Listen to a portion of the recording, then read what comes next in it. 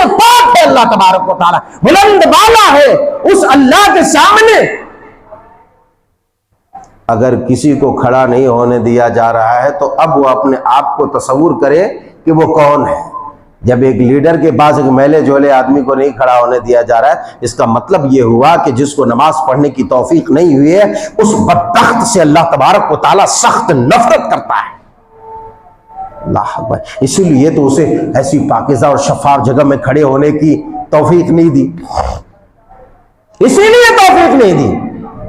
तो आप खुद ही अंदाजा लगा लो, मैं कुछ कहने नहीं जा रहा हूं, मैं किसी को काफिर, फासिक, फाजिर, मुर्तद, मुझे जरूरत नहीं। मैंने दलाइल रख दिए, प्रूफ रख दिए, आप मुशाहिदा कर लो, समझ लो। अकल अल्लाह ने दी है, भेजा दिया है, शोर दिया है, धड़कता दिल दिया है, आंखें दिए, समातें दिए, सब दिया। और समझो तुम कि तुम कौन और क्या कर रहे हो।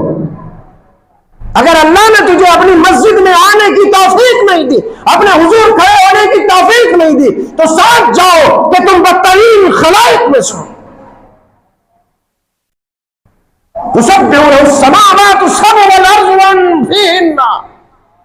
ये जमीन और आसमान के माबैन जितनी भी मखलूकात है, हर मखलूकात अपने अपने अंदाज में अल्लाह की तस्बीह बयान करती है, हर मखलूकात अल्लाह की इबादत करती है।